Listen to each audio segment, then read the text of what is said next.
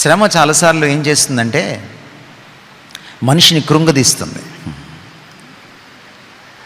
నేను ఎందుకు ఇలా శ్రమించాలి, అందరూ బాగున్నారు కదా అనిపిస్తుంది.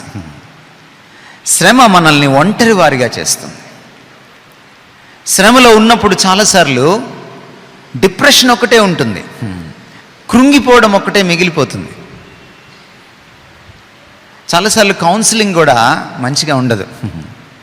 ఆ తర్వాత మనకు తెలుసు యోబు యొక్క స్నేహితులు కూడా ఎంత అద్భుతమైన కౌన్సిలింగ్ ఇచ్చారో ఆయనకి.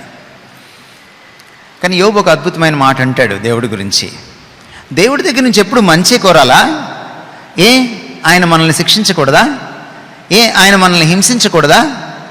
ఆయన మనకి అప్పుడప్పుడు కీడును అనుమతించకూడదా అని యోబు ప్రశ్నిస్తాడు, తన భార్యని ఎదురు ప్రశ్నిస్తాడు. నాకు చాలా ఆశ్చర్యం వేస్తుంది యోబుని చూసినప్పుడు.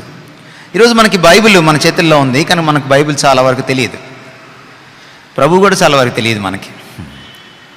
అలా తెలియకుండా చేసేసుకున్నాం. యూట్యూబ్ వచ్చిన తర్వాత, టీవీలు వచ్చిన తర్వాత, వాట్సాప్లు వచ్చిన తర్వాత చదవడం తగ్గిపోయింది. ప్రభుతో టచ్ కూడా పోయింది. మనకి సేవకులతో టచ్ పెరిగింది, సేవకులకి రాజకీయ నాయకులతో టచ్ పెరిగింది, కానీ ప్రభుతో టచ్ పోయింది. కానీ యోబు గురించి నేను చూసినప్పుడు నాకు ఆశ్చర్యం కలిగించేటువంటి విషయం ఏమిటంటే, యోబు మొదటి గ్రంథం 66 పుస్తకాల్లో ఒక పుస్తకం కూడా అప్పటికి ఇంకా రాయబడలేదు. అతి ప్రాచీన బైబిల్ గ్రంథం అది, 66 పుస్తకాల్లో. యోబుకి ఎలా తెలిసి దేవుడు ఇంత సన్నిహితంగా? His knowledge was not theological, his knowledge was relational.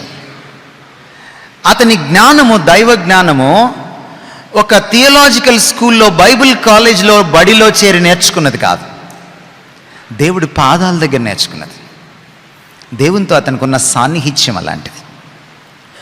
అంత శ్రమలో అతన్ని నిలబెట్టింది ఏంటంటే దేవుడితో అతనికున్న సంబంధం, సాన్నిహిత్యం. He knew his God. అందుకనే తన దేవుడి గురించిన భార్య చూడలేని, తన స్నేహితులు చూడలేని మరొక కోణాన్ని చూస్తున్నాడు. దేవుడికి నన్ను శ్రమ గుండా తీసుకెళ్లే హక్కు ఉంది అంటున్నాడు యోబు.